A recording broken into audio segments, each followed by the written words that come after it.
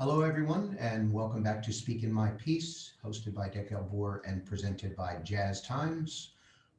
My name is Louis Marks. I am here at the Rope-a-Dope Room just outside Philadelphia, and I'd like to welcome you on this historic week in the history of planet Earth.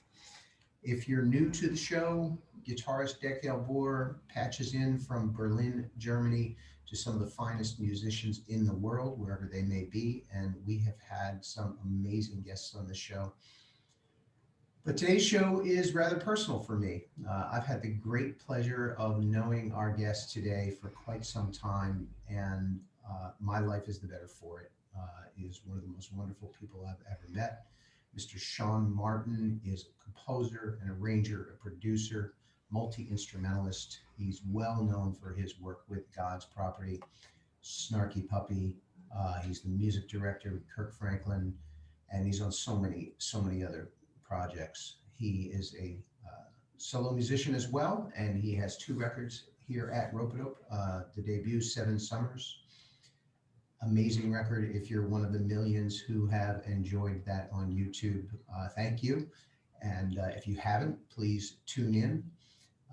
His second record, Focus, came out in 2018, and we're queuing up his third, aptly titled 3-0, with Mike Mitchell, aka Black Dynamite, Matt Ramsey on the bass, and the amazing Frank Mocha on percussion. It is an amazing record. It's due out soon, and you can find all of this at shaunmartin.bandcamp.com. Our host, guitarist Dekel, perhaps the hardest working man in show business these days. He's performed with jazz legends Johnny Griffin, Pat Martino, Billy Hart, Reggie Workman, and many more. And he seems to know just about every musician on the planet. His recent release, Let Love Rule, came out on Rope-a-Dope in 2020, and that's available at dekelbore.bandcamp.com. Special thanks to Jazz Times for presenting this show, and thanks to you for tuning in. Please do share this on social and let your friends know that this is happening. So let's jump in and talk with Dekel and the great Shaun Martin. The one from 2015 on CD. We listen to it all the time, and we listen to a lot of your trio and the stuff you did with horns. And that's kind of almost the only way that I kind of know you. I'm not a big Snarky Puppy guy. I feel you. But your own thing is like, I've been kind of looking forward. Like when we started the thing, the first thing I told him was, let's get Shaun on it. I mean, when he said, because we didn't want to have almost anyone from Rope-a-Dope, so it doesn't seem like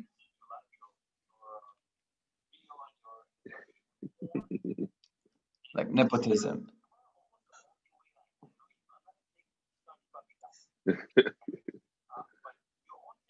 It's rolling, right?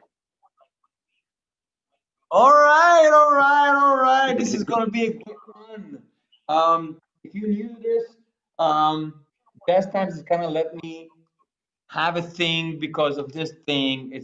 It's been out for a couple of months. It's been doing absurdly well. It's considered for Grammy and for Cats, and people are somehow really kind of getting it, which is not what I expected, but it means a lot. And in preparation for the next one that we're recording right now, I went the jazz way and reached out to all of my elders, my peers, my mentors, my heroes, my friends. This is something that we usually do backstage at the club, at the festival, at someone's house at a party. But 2020 is what it is, and we figured that if we're already doing it on Zoom, we'll might as well share it with you guys. So, this guy needs no introduction. Everybody kind of knows what he's doing. His music is unbelievable for more than one reason.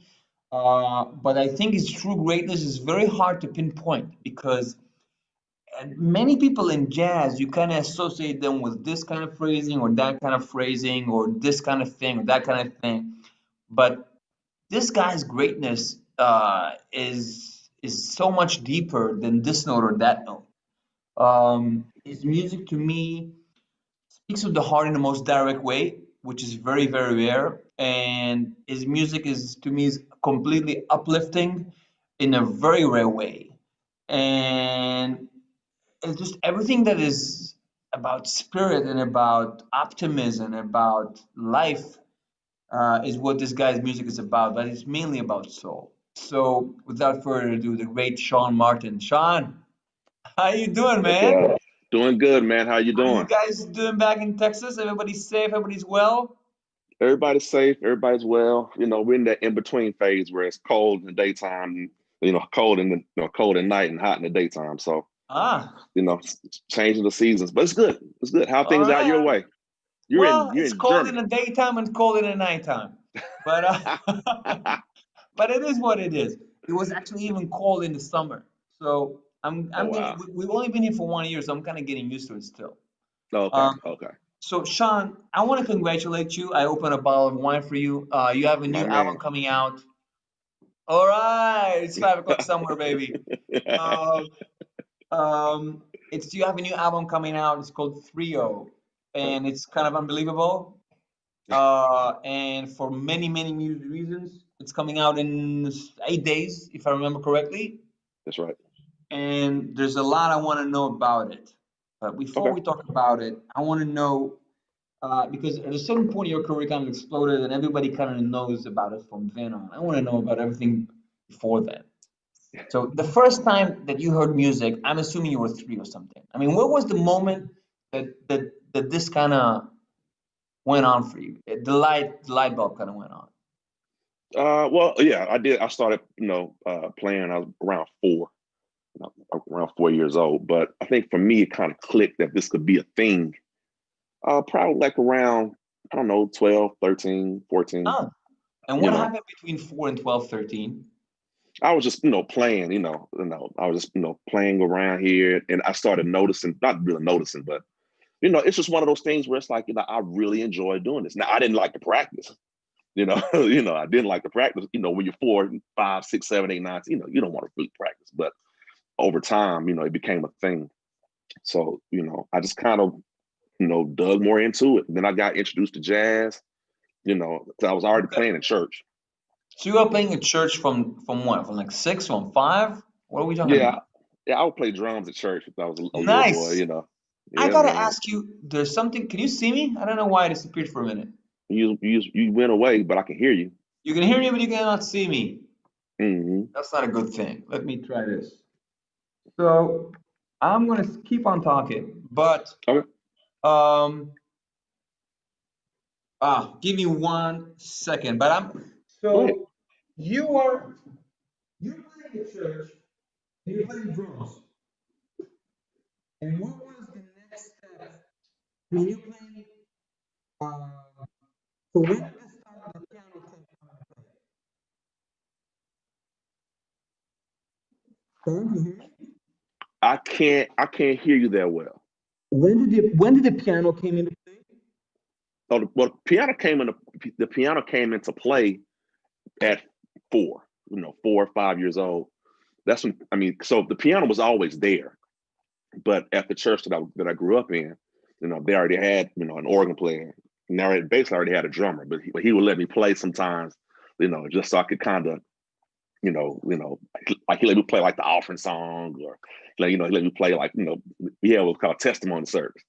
I could play testimony service. So you have to understand that it's not only that I'm not even white. You have to be American to be white. But Right. I grew up on classical music. I mean, Hmm. so I have no idea. Like I'm so.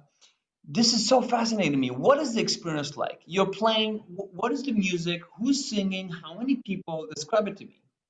Well, it's the whole church experience. You got the choir. I mean, every church kind of varies because different size churches. Some churches have 15 members. Some churches have 15,000 members. So it just kind of depends.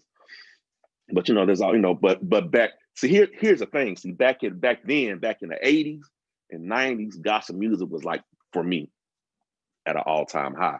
So the music was In like, what way? In what way? because it just felt so good. It felt Ah, so, you know, you wanted to go to church and play, you know, the Hawkins, you know, or Thomas Whitfield, or the Tommies, or the mass choirs were big. So the Milton Bronson, you know, and the Thomas Community Singers. You had New Jersey Mass, you had DFW Mass, you had Georgia Mass. You know, like you wanted to go and play that music because it felt so good. It sounded so good. So that was, I mean, that was a highlight, you know. And then, you know, I have to and tell you that almost every amazing drummer, mhm, or should I say almost any amazing African American drummer that I know, they always say they played in the church. Eric yeah, Harlan, Justin Faulkner, it's a and breeding of ground. course generations before us, it's just more and more and more and more. But there's something Hmm. about church playing drummers that it just feels like, I mean, it's the most uplifting beat you can imagine, and it's unbelievable to me. That's It's right, really. baby. So, so you're playing drums and and you guys are playing what? You're playing spirituals, you're playing modern gospel music. What are we talking about? We played it. We played it all. We would do spirituals. We do, you know, and back then modern was like Andre Crouch or Hmm. Edwin Hawkins, you know, or you know, there was a choir from Houston called the Southeast Inspirational Choir. Like we loved it. We loved that. You know, that was our vibe. You know, as kids, coming up. So you know, it was just a hodgepodge of things, man. Unbelievable. Uh, and in these kind of situations, excuse my ignorance, You fine? there are no charts. You're playing everything by ear. For the most part, yeah. You know, yeah. I mean, back then, yeah, we were just playing everything by ear. But at the same time, you know, I had a classical piano teacher that was teaching me how to read music as well. So, you know, And I'm you're 6 years playing old playing. You know, I'm playing. You Beethoven, know, Bach, Chopin, that kind of thing. hmm That explains you a know, lot, man, because there's something about the way you play voicings that is so clear. I mean, it's always like that explains a lot. There's amazing clarity to your voicings. thank you very much. So you discovered jazz in high school in the Booker T Little High Booker School. T. Yep, All Booker right. T. Washington. Everybody Booker T. went there. Washington High Everybody's School for someone. performing visual. Yeah, pretty much. I mean, it was like that was kind of like the the Mecca. I mean, you Yeah. know, it was the Mecca. So yeah, I went there. Actually, a lot of my friends, we all went there at the same time, I and you know were all able those to, guys, man. It's yeah. people don't understand. It's kind of the same in Tel Aviv. Almost like 90% of the Israeli cats that you might heard at any given point, we all went to the same high school. I mean, Really. it's unbelievable. And I mean, when we just got this Grammy nod, the first person I sent a text to was my theory music and ear training music's teacher at high Mhm. school. I'm like, man, this is all we got. I mean, there's something about getting great education at that age that is priceless. I mean, it just kind of Oh man. makes sense that all of you guys sound unbelievable because it kind of rubs off. It's hard to Mhm. explain. Yeah. So Well, yeah. I mean, tell me what was it like? yeah. I Give me the mean, juice. it's great to get to school at uh, 7:30 and you sharing over Donna Lee. You know, I mean, and you wanted to do it. We had a teacher, Bart Morantz.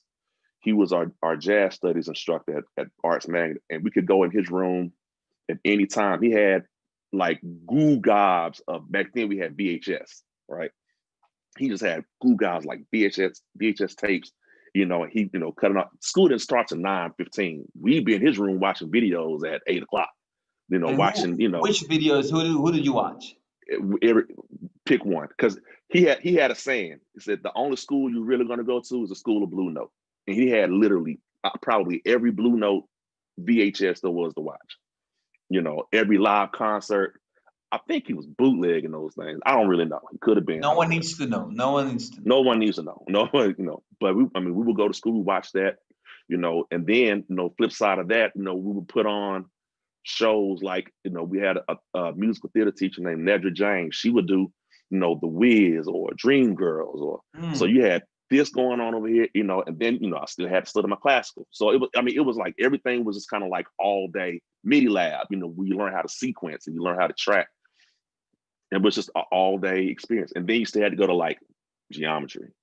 Yeah, I remember. Like English, but you had to do it, so, you go to those classes for only 3-4 hours out the day. The rest of your day is music or whatever your concentration was, whether it was music, visual arts, theater, or dance.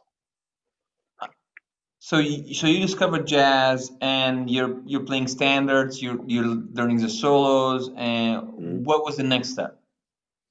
The next step at that point was just trying to graduate.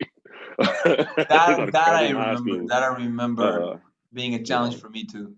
Yeah, just trying to graduate from high school.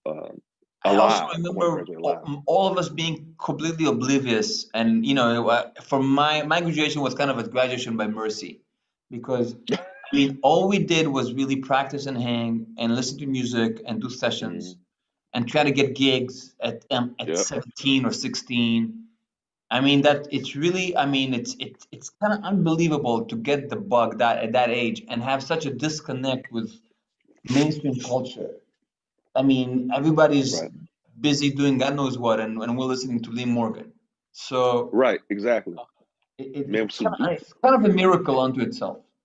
We were putting on suits and sneaking in the clubs. I think my mom might be watching this, so I'm about to tell her myself. We were putting on suits and sneaking in the clubs to go hear, Wynton Marsalis play at Sambuca's or Branford Marsalis play.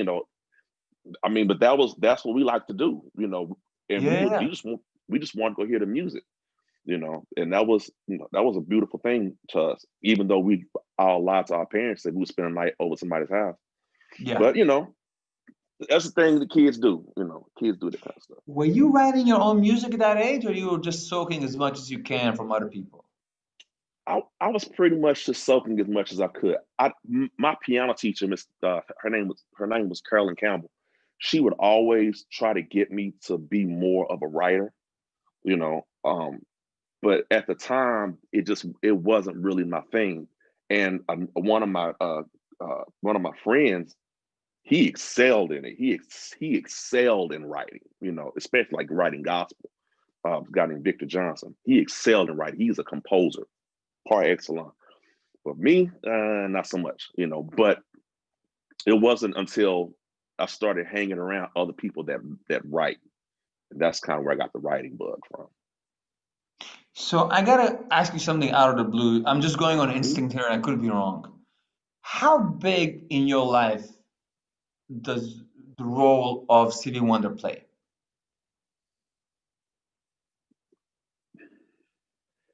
I don't know if I can say how big, because however big I say, it's not going to be big enough. You know what I'm saying? Yeah. Because I hear a relationship there. I can't explain it. Like, I know you're coming out with a trio album now, but if I knew the guys at Rope-A-Dope, then I would say the next ones. Like, I'm hearing something that is almost orchestral from you in the future. I hear a very tight, authentic relationship, and I want to know why. Yeah, that's definitely where I'm headed. I'm headed to a point to where things get, sonically at least bigger and bigger. Because I just have a different kind of sonic palette. It's kind of like, I can't eat, as much as I love tacos, I can't eat tacos all day long. Every once in a while, I'm having to eat a salad. But then after a while, I'm want a steak. So you kind of change it up. The one thing I've always loved, Stevie Wonder has always, people always say it's the soundtrack to your life. But Stevie Wonder songs are the soundtrack to my life. I'm talking about everything from breakups to falling in love to platonic friendships to hardships. Completely. It's like there's a song for everything. There's a song for racial inequality. There's a song for peace. There's a song for love. There's a song for fighting. What's racial inequality? We don't know about racial. it yet. Yeah. Yeah. Yeah, man. Um, It's a big thing. um, so that's really shining through, and it's hard. I mean, your thing is so hard to pin down because so much of it, it's just about, it's who you are as a person that Right. comes out through the music. You know what I mean? I mean, some guys you can say, well, he's using this guitar or that reed of the saxophone, or he transcribed Joe Henderson. But Right. your thing is just, I'm always getting a sense from your music that it's kind of about you. The richness of the music is you. Yeah. Yeah. Um, Well, yeah, most definitely. I mean, I'm a pretty complex person. And if you don't believe me, you can ask my wife. She's downstairs. She will vouch for that. well, I don't know any interesting person who's not complex. So, You're right. Complex simplicity. You know. so I want to ask you some questions about. I'm recording a new album, Okay. and on this album, I kind of faked my way with vocals. Okay. Meaning I Come wrote, on Let Love Rule. yeah, there's some vocal parts and it's kind of arranged, but not really. And so uh, I'm going back to 13th century, 14th century vocal writing. Okay. Um, and it it always plays. So my first question is, uh, when you guys write music for a choir or in gospel, Mhm. how much is written out and how much is left for whatever the guys or ladies bringing while they're singing it Vocally or instrumentally? vocally? Vocally, um, it depends. It depends on who we're working with. Because I mean, some people can read. Some people it's easier for them to read. Some people it's easier for them to pick it up by ear. But a lot of times, what we try to do is just the structure, get the structure down first, and then embellish from there. But I mean, if you're gonna do 13th, 14th century harmonies, then you're talking about basically part writing. Yeah, Breaking up. completely. What I'm saying. Just breaking everything up so that Yeah. things are parallel and they're Actually, just I'm like hoping that nothing is parallel, but that's a different story. right, right, right. But I mean, but a good place to recognize or to look at those types of harmonies, if you don't want to go back and look at a 14th century score, get you a hymnal. Doesn't matter which denomination. tell me Get you a about that. hymnal Tell me about because that. most hymnals are written in a part writing sense. So because most hymnals, when you look at stuff like How Firm a Foundation or um, Nearer My God to Thee, or a lot of those songs, they're written in that part writing And scheme. and if we're talking about racial inequality, who wrote that? I mean, who wrote the parts? It Because this is it coming. it This depends. is European writing, right? Yeah, Unless it's yes, block it party. depends. It depends because some writers were Caucasian, and a lot of other writers were African American. And even when you go back to like the whole thing of like, if you want to look at like the Zulu translation or the Swahili translations of things in that bread of music, then you start getting into like deep, deep, you know, triads and it's like but everything moves in sync. It's something to check out. Actually, I went through the whole 4 year of schooling in the Palestinian tradition Hmm. and writing, but I wonder when you guys are writing gospel music. I mean, Hmm. I'm trying to take it to the soul aspect of it and not to the European. Let's get everyone a whole lot of shit to read from. All right. I mean, how much of what you guys are doing is written out, and how much is just the Not much. spirit of the moment? Not much, Yeah, huh? So, not much. so you're looking for the But right personality? yeah, I mean, yeah, but a lot of things that we do are not even inherent, but a lot of things that we do, we just been doing for so long, to where, if And if you have soprano, alto, and tenor, well, that's gonna be kind of easy. You know, if you have soprano, alto, tenor, and bass, that's still gonna be kind of easy. You know, it's not until you start adding, all the other elements that's you have to start watching out for the parallel stuff. But I mean, but yeah, I'm like I said, a lot of times just lay the foundation, and then stack on top of the foundation. I think I lost my stuff again. Oh yeah. Some camera issues, baby. Sorry for that. Oh, it's all good, man.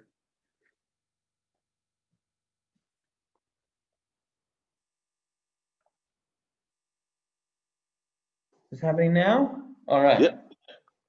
Sorry, man. I'm not the most technologically advanced guy. So No, that's all good. And we it all kind like of in leads, it kind of leads me to time the real subject of what we're doing here. Okay. What is the line, and where does the line cross between secular music and soulful music or God-given music? And it doesn't matter if we're talking about Stevie Wonder, if we're talking about what you guys do at church, if we're talking about the Mozart Requiem. I'm recording some Bach violin sonatas right now, and this thing is it's so perfect that it seems like it's God-given. And I always kind of get a feeling from you that when you play music, there's such a life force to it. And I'm assuming that you were present at different musical situations that were anything but secular.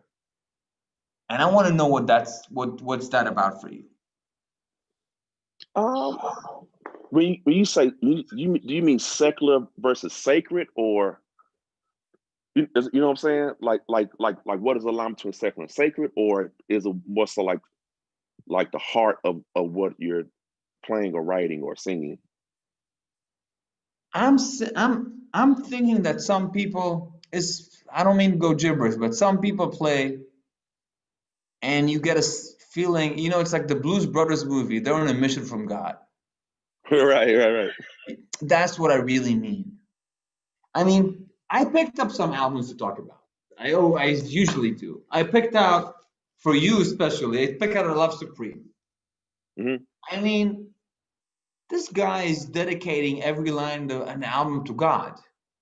I picked out Blues and Roots by Mingus because Charles Mingus, yep. This guy, you know what I mean?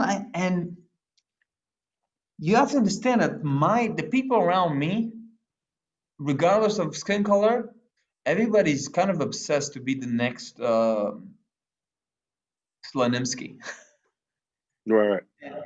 I mean, everybody's trying to be a jazz virtuoso, and the holy aspect of it, or the let's pray to God he'll be holding my fingers tonight as I play, is not as prevalent as I wish it would be. Right. Well, I think when you look at albums like like A Love Supreme, and you look at the spiritual aspect of it, I don't think you appreciate the spiritual aspect of it when you don't negate the things that happen in his life beforehand. And so John Coltrane basically kind of found his way back to God, if you will. And so I think what you're talking about is more so of, from that aspect, more so of the relationship more than it is the talent, So and what I mean by that is that it's kind of hard to regurgitate what you don't put in. So if my relationship is of a spiritual aspect, and my life is rooted in that cause, then that's probably what I put out. Completely you know what I'm saying? I think it's more so that than it is my God bless my fingers. You know what I'm saying? Or God bless my reeds. It's more so when you play like that, especially when you play like that on an album such as A Love Supreme, you're playing with a conviction that nobody else can give you but God. And that's really all it is. Man, this is the most profound thing I've heard anyone talk about training. No, I swear to God, honestly. Thank you. Thank you. Yeah, I mean, you know, it's like you're talking more about conviction, you know, and it's like it's like that pretty much, you know, with you shouldn't want to play anything without some kind of conviction, whether it's God's conviction or the conviction of I've been playing this instrument for a long time and I really want to, you know, and I've been practicing and I really want to, there should be some kind of conviction there, you know, and every time you play, your listeners should feel your conviction. Yeah, exactly. Completely agree with you. So you also you recorded a couple of train tunes on the new album. Mhm. You recorded Naima and you recorded Afro Blue, which is Mhm. I associate that with Colton always because that's kind of like my thing. When he Right. goes into that, he goes back into the solo on Live at Berland. That's the end of the Mhm. That's right. That's right. end of the story for me. So tell me about the relationship. Tell me about, I mean, which albums were you listening to? What it meant for you? At what age? Because which Colton albums were the big ones for you? Well, what's funny is the biggest ones for me was, of course, Love Supreme and the Giant Steps album. And the reason why the Giant Steps album, this is a funny story. I The was reason why actually, man, I was having it as the next one. I swear to God.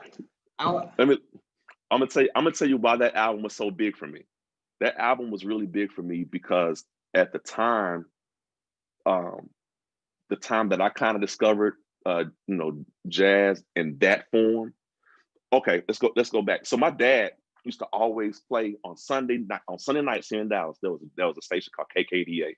He would always play like all this jazz, you know, all day long. It was great.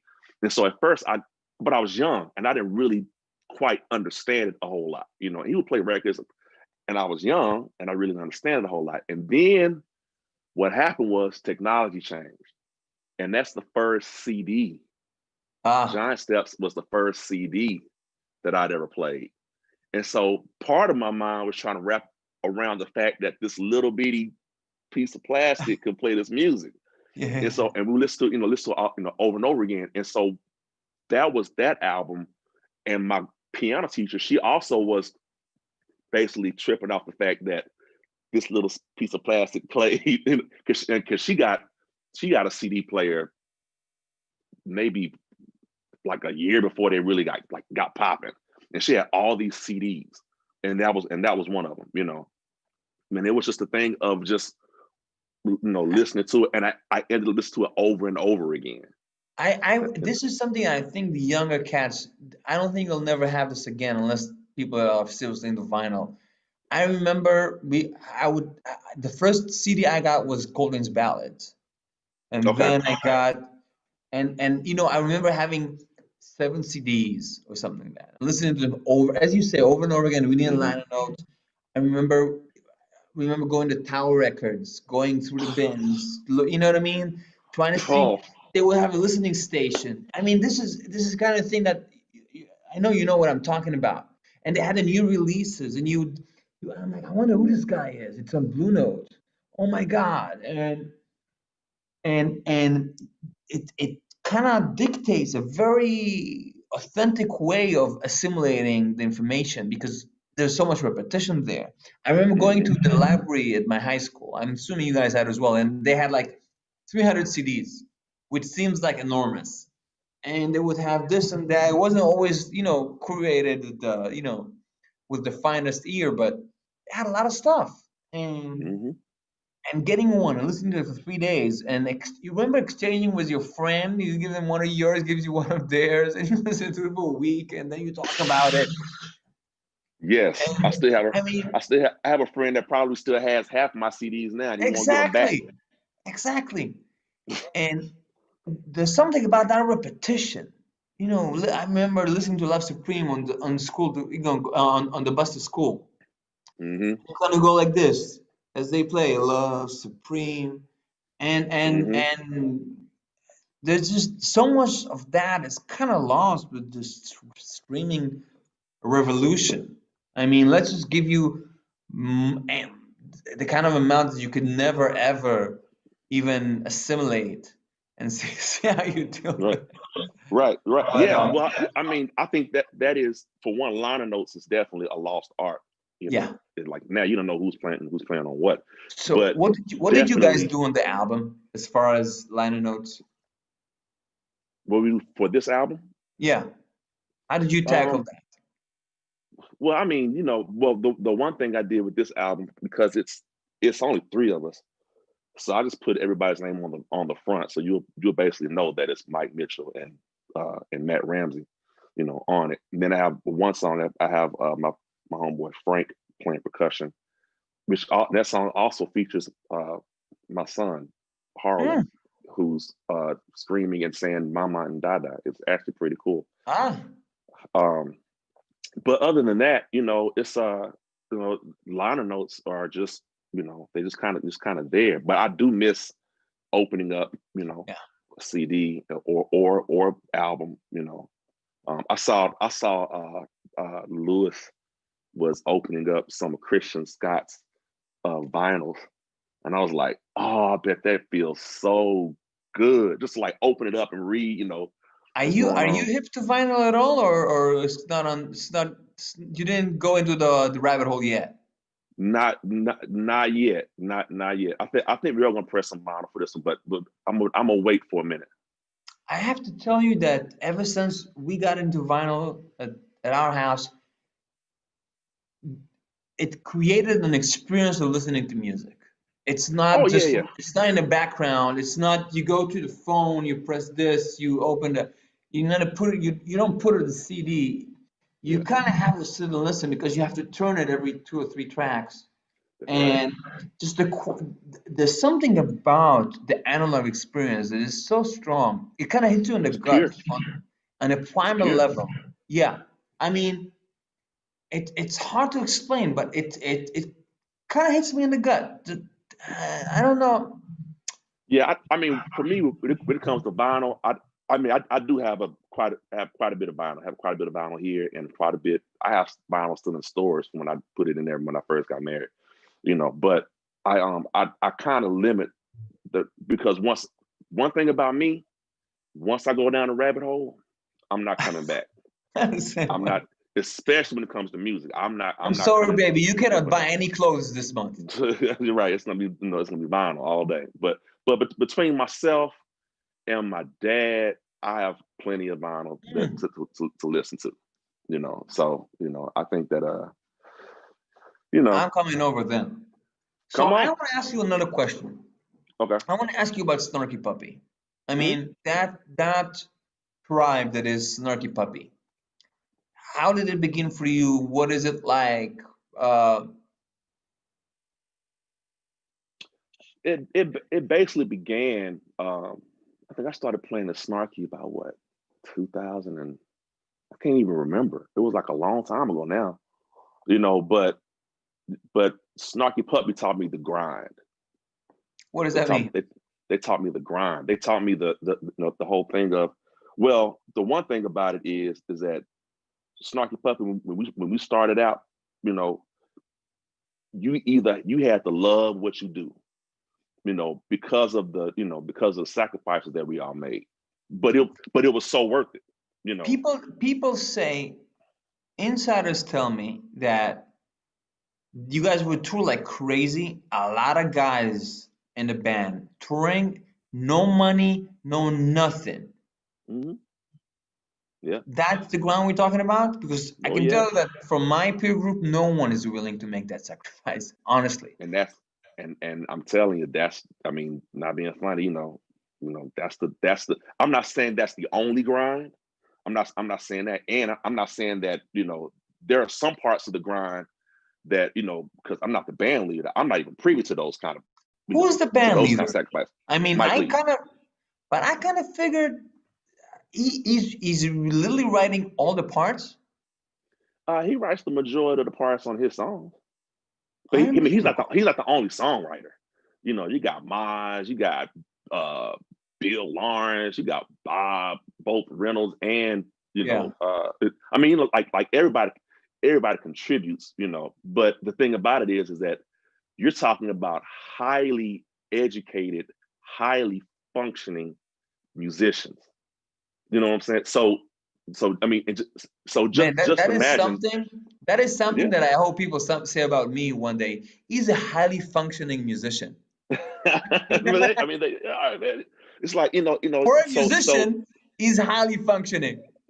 yeah, I mean, it's really a beautiful thing just to see, see these young guys. And I say they're young, because I think I'm the next oldest person in the band now, but but see these guys, and they go. This what I mean by the grind. They go get what they want. Go get what you want.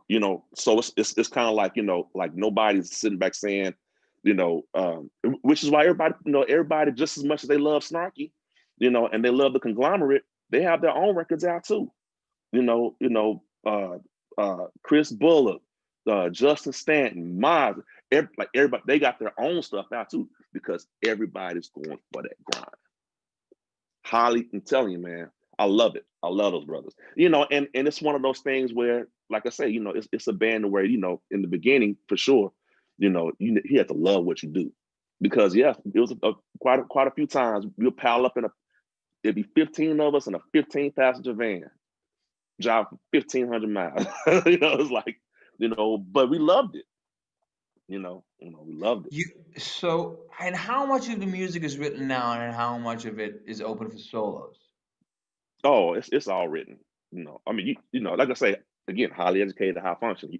You have master's degrees in music education. You have composition majors. So they write. But nowadays too, of course, and I'm just gonna say this to break it down. Writing isn't all by hand anymore. Now writing is, checking out your parts in Logic, printing it out, or emailing it, and doing it that way. So, but a lot of because here's the thing, as a musician in a band like that, you have to give the respect to the composer.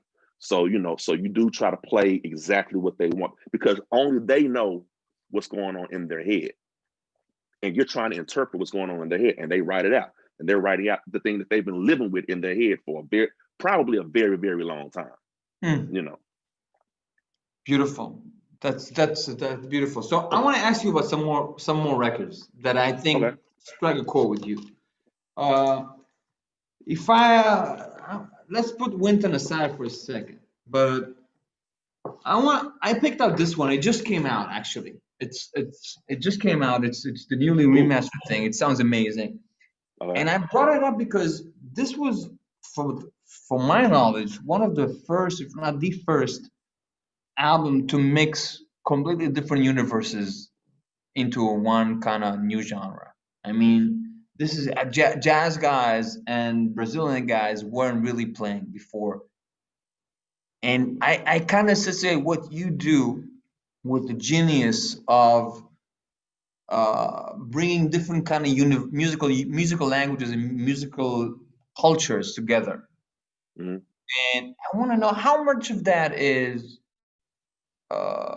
thought out in advance, how much is just the people that you work with and the passion that they bring, and I mean, what is it like for you? I mean, because you work with so many people, and they're not necessarily like, because I only work with jazz guys, to be honest. Yeah, well, the one thing that I did have to learn, and I learned it early, was be sure to play in the right sandbox. So, and what I mean by that is that, unless you're asked, don't do a bunch of the gospel stuff on the R&B gig, or don't do a bunch of jazz stuff, don't do a bunch of R&B stuff on the jazz gig. Now it's okay if the music calls for the blending of it, then yeah, cool. Or if the composer calls, for the blending of it, cool. But it's one of those things where, and I learned, it's weird. I learned a lot of the whole, improvisation being,